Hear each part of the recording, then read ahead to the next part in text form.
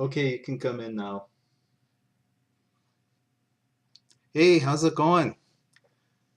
Welcome to Thrift Store Vinyl Finds 20 here from Control Branch Headquarters. Yeah, I'm filling in for the chief this week in view of all the chaos going on in the country, the government, whatever. I hope everything is going well in your life. I hope you have things under control. Um, who knows how things are going in the near future. But we have things under control here, don't we? And including control of your collections, whatever. Like I said, I have my vinyl collection is kind of bursting at the seams, and I have to make some decisions on getting rid of some stuff. But I had this huge backlog of vinyl finds that I didn't show that I hinted on in my last video, and I got about a third of those in this video, so I don't know how long this is going to go. So uh, you got one?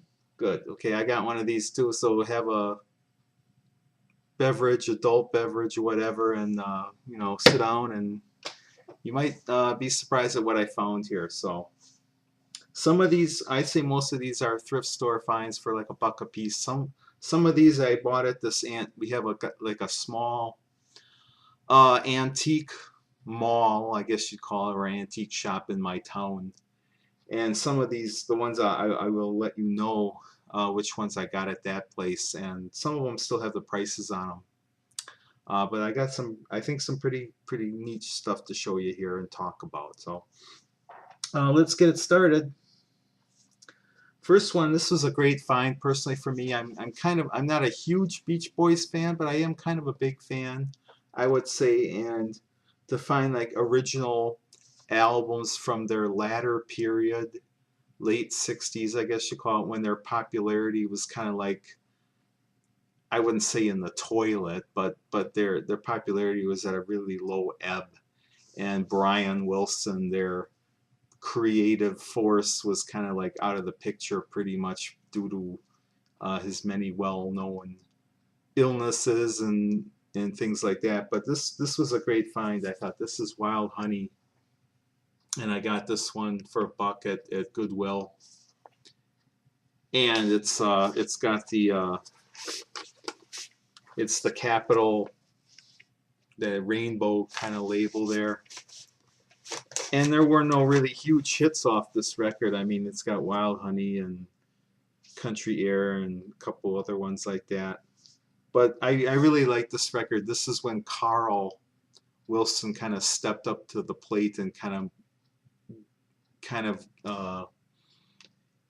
gave them sort of an R&B kind of feel, more less of Brian's influence, more of a just like a tight, you know, live band kind of arrangements there. Next one. This is kind of interesting. If you know anything about the Kingston Trio, in the early after early few years of the Kingston Trio, one of the members, Dave Guard, actually left the group, and he wanted to do other things. And a little while later, he started this group. It's Dave Guard and the Whiskey Hill Singers there. And I'm not a I don't know everything about this, but I do know that this woman is, she's kind of a folk singer too. Her name was Judy Henske, and I have some of her records too. He started this group. He wanted to do other things, so that's the Whiskey Hill Singers. Now this is only the second record I have, but this guy was like, his career and his wife, they were kind of preceded the LP era, but they did still make some LPs. And this, we're talking Les Paul and Mary Ford here, Lover's Luau. And I think this was like I think this came out in like '63. I have another album by them that I did a video of, playing a track off of if you haven't checked that one out. But this is Lover's Luau. This is in the first release by another folk early 60s group. This is the first release by the Limelighters, and this is on Elektra. Back when Elektra Records was first starting out. Let's see what the sleeve. Here's like an original picture sleeve with the original Elektra logo there before they went to the butterfly thing there. Like here's the actual disc. See that? I haven't even played this one yet. I mean, there's a lot of records that I haven't really got around to playing. But it's nice to get this kind of music. You don't hear this kind of music ever on the radio because it wasn't straight pop rock. So the classic hits, stations don't play it or whatever. The oldie stations don't play it. So that's kind of a cool find there. I got some older classical, some stuff I'll kind of breeze through here. Mercury Wing release of Brahms #4 there. And also some orchestral dances. And orchestral dances, it's kind of like classical music that is like of a quicker, it's kind of like classical light, I guess you would call it, for if you think classical music is kind of stuffy or whatever, this you might enjoy something like that. It might change your mind about it. This is some, I don't know what this was. I haven't played this one yet, but this is like a bluegrass album by some group called the Bluegrass Friends here. Kind of a small indie release. I haven't played this, but I do like bluegrass music. So I'm just looking at my operative over here. He's paying rapt attention to this. Now here's a kind of a famous record. I used to, back in '77, I always remember I always associate this with taking driver's ed, and you might think why? Because we would have in Milwaukee public schools, they had back then, I don't know if they do now, probably budget cuts don't have it now, but I always remember taking the behind the wheel part of the course where you and like 2 or 3 other students would ride in the car and take turns driving. But when we play the radio, and this song was like constantly being played, and I'm talking about Don't Fear the Reaper, and Don't Fear the Reaper was obviously on this record, Agents of Fortune. This is probably relatively easy to find. I'm not really a big Blue Oyster Cult fan, but I decided to get this because it was in pretty good condition for $1. So this is a record that I actually used a couple tracks on that car show video I made, that slideshow video. This is Shut Down, and it had a lot of tracks that were done by I can't remember the guy's name, but he did a lot. He wrote stuff for car songs for like with Brian Wilson of the Beach Boys. I can't think of the guy's name. It might come to me later, but I kind of like this. It's kind of like classic early '60s stuff. This is after the Animals. Eric Burden, he still used the name Animals, but it wasn't the original lineup. But I got this one called Eric Is Here. Eric Burden and the Animals. It's kind of a neat record. I like most of what he did. So I think I played that maybe once so far. This is kind of a neat find. This is Mountain Flowers of Evil. I haven't played this one yet, so this might be, I haven't got around to playing it, but I got some other records by them. This is kind of a common record that people come across, Paul McCartney and Wings at the Speed of Sound. I'm sure a lot of people have come across that one. This was kind of a landmark album by this performer. I remember when this came out. I think this came out in '76. Stevie Wonder, Songs in the Key of Life. And I believe this is like I think it's in mint shape. I think I did play it through, yeah. It's on, even has a booklet, lyrics, I believe, yeah. Lyrics, stuff like that. on Tamla. Nice find there. This guy I've talked about before in other videos. This is Tom Rush, Classic Rush. It's kind of a compilation, I guess, of him. I can't remember if I got this at the thrift store or if I got this at the antique mall, but it's actually on an older Electra label there before the butterfly, or the caterpillar and the butterfly. So that's a cool find. This guy is he's kind of like not too well known, but he did have a few releases. This is David Bromberg.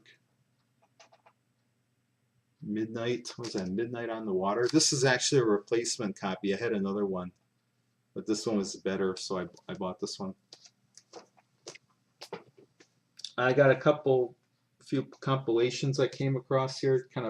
They're probably budget kind of compilations, but I got Chuck Berry 20 Greatest Hits. I got this at a thrift store. In fact, the next few, they were like these are all in like mint condition too. On Black Tulip, whatever that is, Black Tulip Records. And another compilation, Dion, 24 Original Classics. I don't know what this one's on there. Oh, this is on Arista. That's kind of a major label there.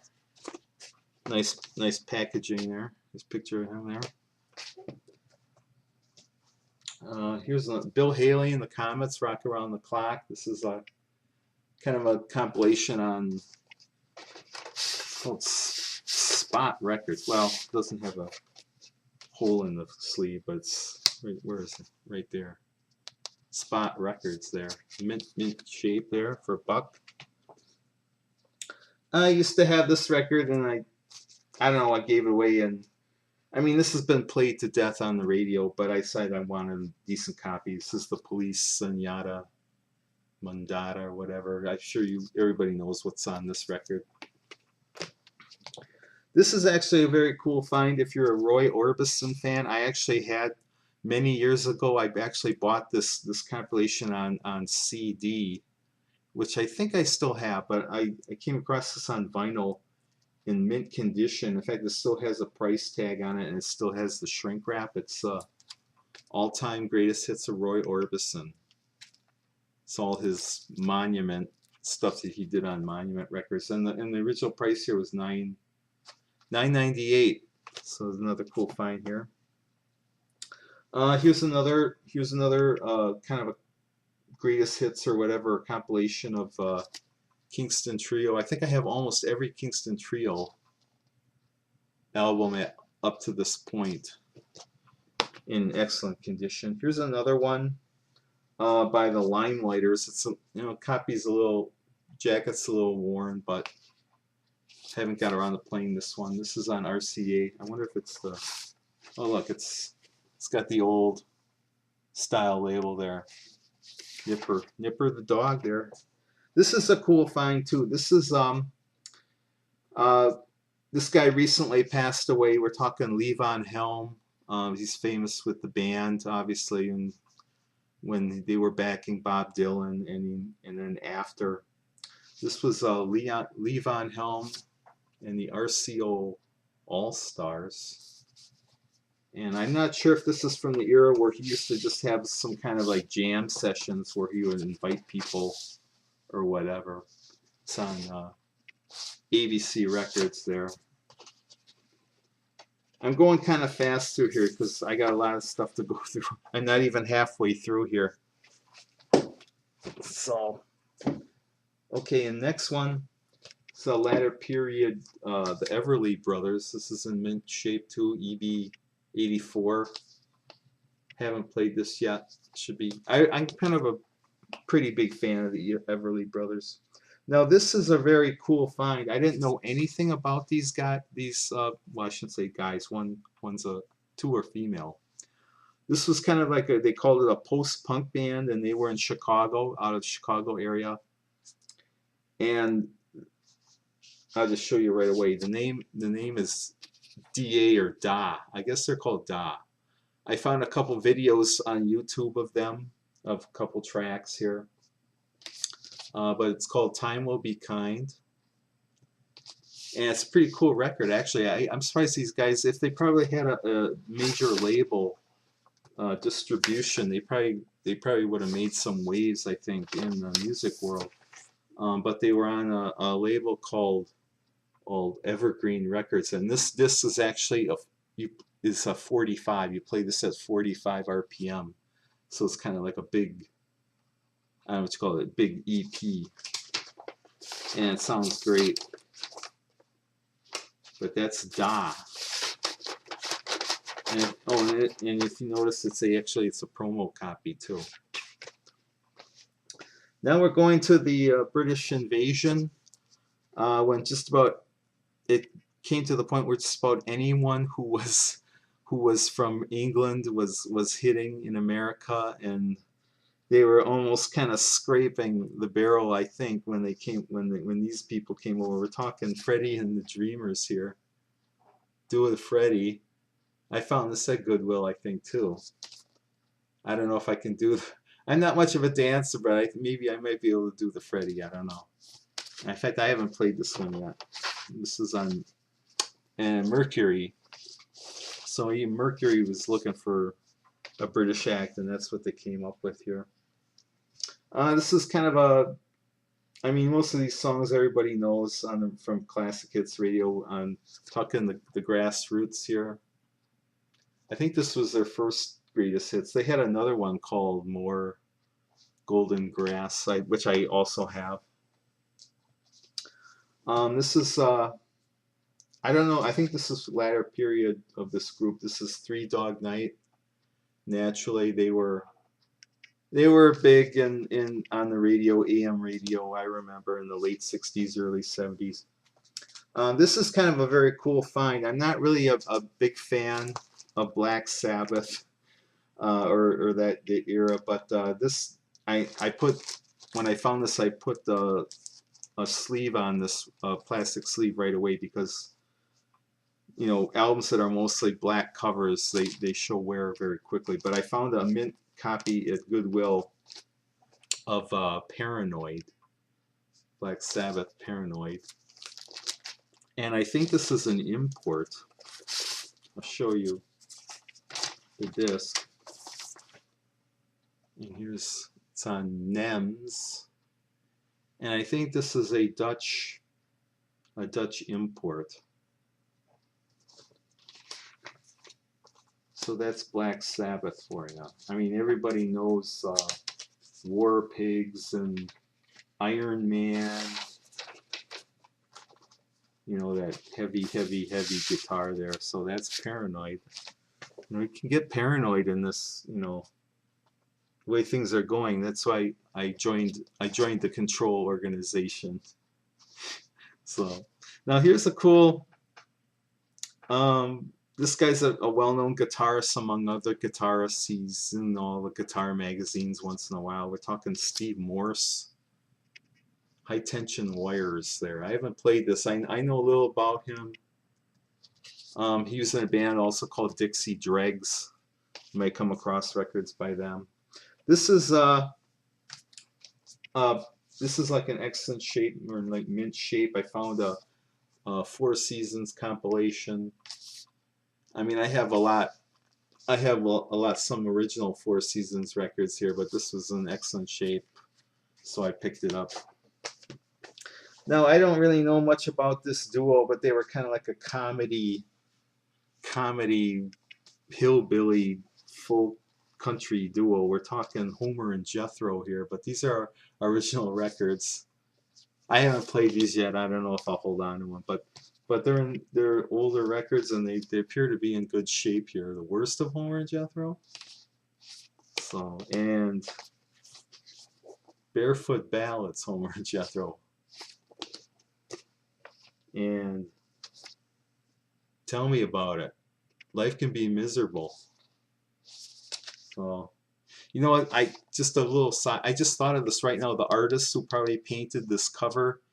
I know I can't remember his name, but he used to do a lot of work for like for Mad Magazine. Remember, if you remember Mad, some of you older viewers like me might remember Mad Magazine.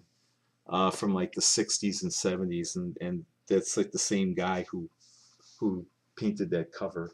Um, I think I've by now completed my collection of Rush albums, the earlier Rush albums. I think a couple of these are actually replacement copies. I wasn't a really huge Rush fan, um, but back in the day, back in late 80s, I did. There's one Rush album that I want to get that I used to have, and it was the only one I bought new when it came out, and that was Exit Stage Left. That was that double live album. But anyway, I think I got all these at Goodwill too, or the other thrift store I usually go to, the Vincent de Paul. But I got Permanent Waves, and this is in excellent shape.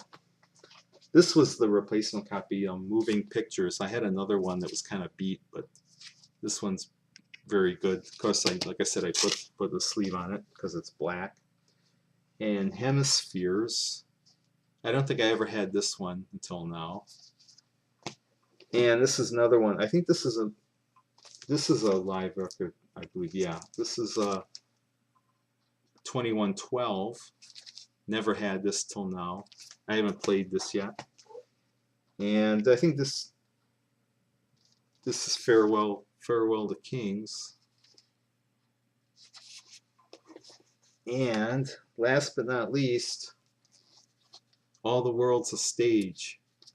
So I think I must have almost every early Rush album by now. Excuse me, once I like I said, I talk a lot in these videos, and I am right. He's not talking yet. He can't talk. He's under surveillance. He knows it. Oh. Anyway, I got this the Nitty Gritty Dirt Band. What is that called? Stars and Stripes Forever. I think it's a live album. And another one, Nitty Gritty Dirt Band. Symphony Dream. I can't read the covers. You can see the cover's kind of damaged. Now I got some movie soundtracks here, and you might notice a theme for some of these here. I got Victory at Sea.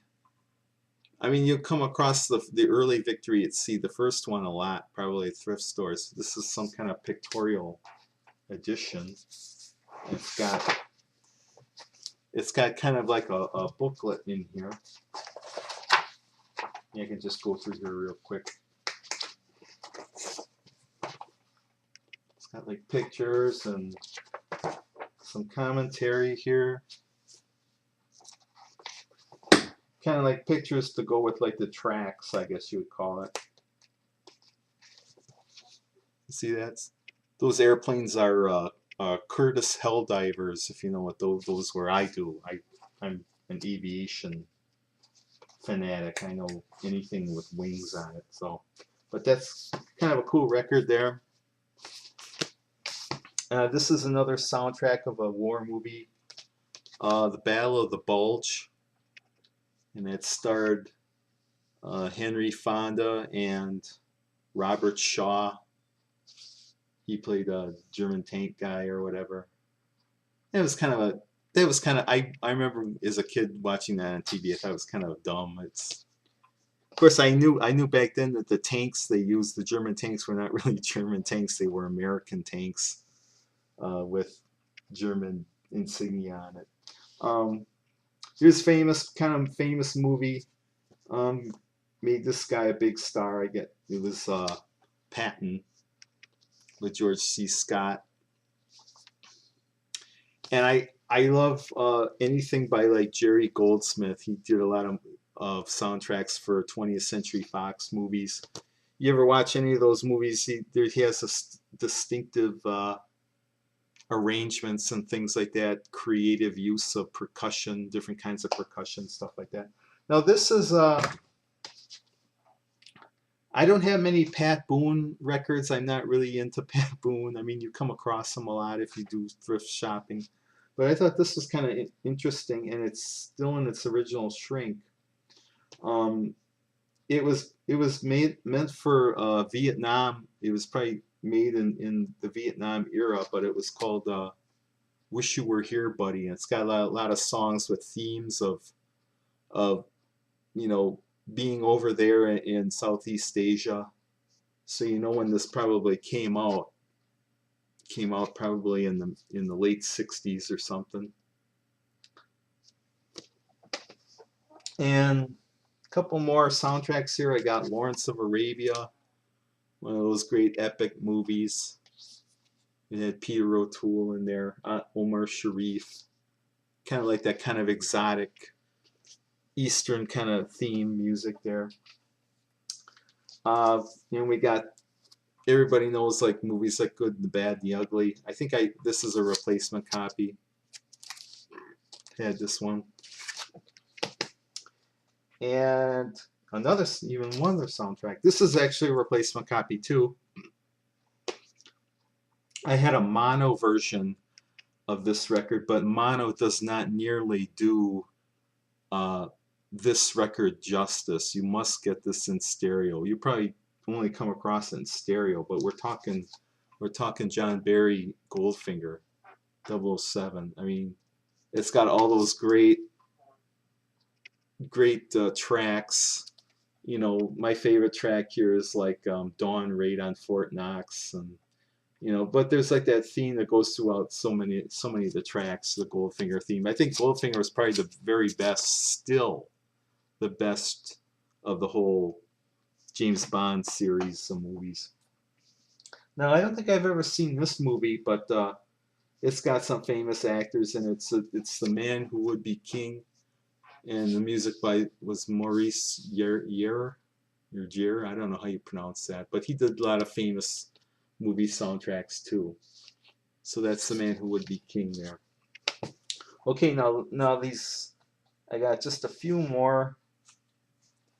This one is from the antique shop, and I really wanted it for basically just a couple tracks, but we're talking Spencer Davis Group here, and it's got like this is on Rhino, and it's got like Keep On Running, I'm a Man, and a few more that I can't really read because I don't have my reading glasses on. But I love this record. I love that early stuff, Spencer Davis Group stuff. Now here's some couple unusual records. I found two of these at Goodwill. Actually, I found that there was some more, but I only took two. In the old Soviet Union, they had a state-owned. Of course, everything was owned by the state back then. The record company was called Melodia, and I got a couple records here. Of course, I don't know what that is. It's kind of like ethnic folk music here, but if you can see the little Melodia logo there, and I'll show you the disc real quick. See in that Cyrillic lettering there. And then this one's got a little different record here. This is also on Melodia. It kind of looks like probably like part of these. Back then, the Soviet Union had those southern provinces that went into like Armenia. If you know that area, if you took geography, that's kind of like that. Very, very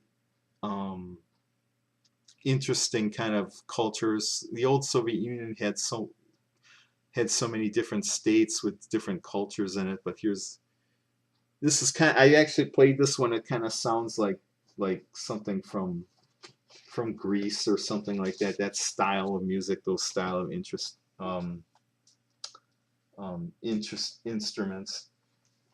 This is I think I got this off the antique shop too. This is the Beach Boys, Surfin' USA. I had a copy, but the cover was really worn and beat. But this is not an original pressing, but it sounds great. As you can see, it's It's a much latter pressing, but it's got. I mean, this back then they weren't really writing their own stuff, but there's some great vocals in here. Which one am I thinking of? The Lonely Sea. That's a great singing there. I think by Carl, probably Carl and his brother there, or his brothers there.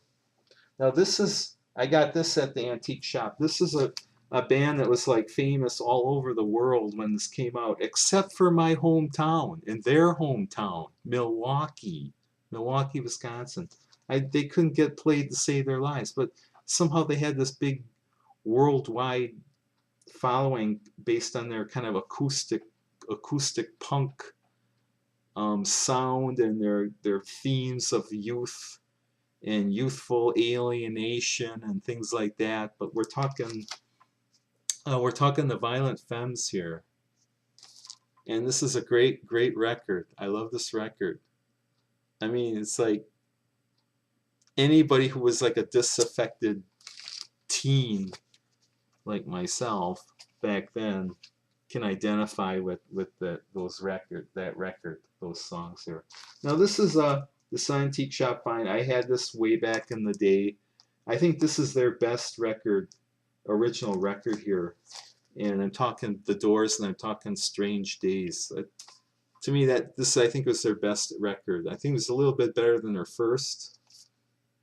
I just think all the tracks are just perfect, you know.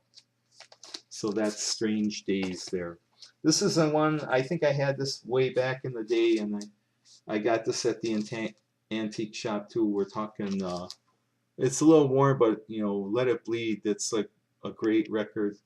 This is when they were getting into that kind of that country thing they were going when Keith was hanging out with Graham Parsons, I guess, and you had that country influence going there. I think this maybe the first or second of that when they were getting into that kind of sound. I never had this record. My sister used to have this back in the day, but hers was a latter copy. I bought this at the antique shop too. I think I paid maybe $13 or $15. We're talking the Beatles' White Album.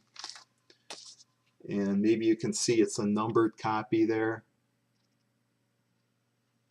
And I bought this, like I said, I bought this at the antique shop, and the guy who stocks this kind of vinyl department, he's like a collector who stocks this Vinyl Mania. That's his little area where he stocks the records there. He had a note saying that this was a little bit worn. Well, it's actually, I can't really tell. It sounds pretty good to me, but I've never had this album till now, and I wasn't really a fan of it way back in the day, but I kind of like it a lot more now. Maybe I'm just a little more mature now. I can appreciate what the Beatles were trying to do. They were trying to explore different styles and genres of music, and you know, make different statements, I guess. Of course, we all know that was at a time when the Beatles were kind of going all their separate ways and things. They weren't as dependent on each other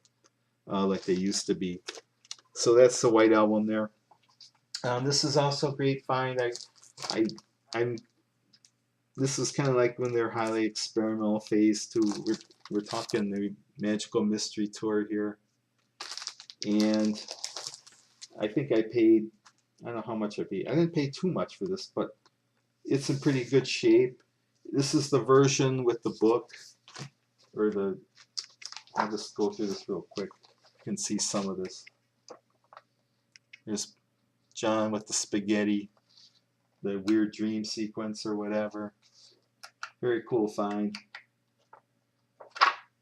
So that's Magical Mystery Tour from the shop. Not really a huge David Bowie fan, but there's a couple tracks on this, on Changes here. Changes one that I really liked. I mean, I really, probably my all-time favorite Bowie track is Rebel Rebel, if you remember that one. You almost never hear that on the radio, but Golden Years 2 is probably my second favorite. Other than that, well, maybe Suffragette City. I used to have a copy of Ziggy Stardust, the first record there, but I got rid of that years ago. Um, but yeah, that's I paid, what did I pay, five, oh no, $8.25 for that. It still had the tag on there.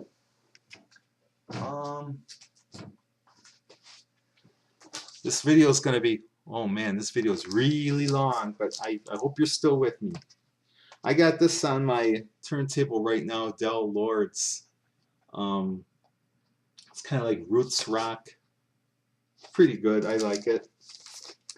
We got Best of the Doors here. This is a quad record here. I think I got that at the antique shop. This is a New Morning Bob Dylan. Very cool record there. This is a record that I used to have, and I always wanted a good new clean copy. Tumbleweed Connection, Elton John. It's like an original pressing. It's in excellent shape. Well, time's getting away from me. It's on Uni. That's the Uni one before it was NCA. I got Very Best of the Hollies. I have Hollies Greatest Hits, the original one, but this has stereo versions of a couple of tracks that I never had before, so I'm happy to get that. And last but certainly not least, I got this, probably the best compilation of Buffalo Springfield. I paid like $15 for this, and it's got like some better stereo versions of some tracks that are not on that retrospective album, which was a single disc record. So that's Buffalo Springfield, and that's it for now. Oh, I hope you're still with me. So I hope everything's under control with you here at the Control Branch headquarters. I had to have a conference with you, Agent 86. I demand the cone of silence. No, the cone of silence is in the repair. I have to take that into the repair shop, along with that Sansui amplifier that I haven't gotten fixed yet. So I hope everything's under control in your life and amid the seeming chaos in the world today. So with that, I'll hope you enjoy whatever you listen to, and I hope to see you again real soon. Thanks a lot. Bye for now.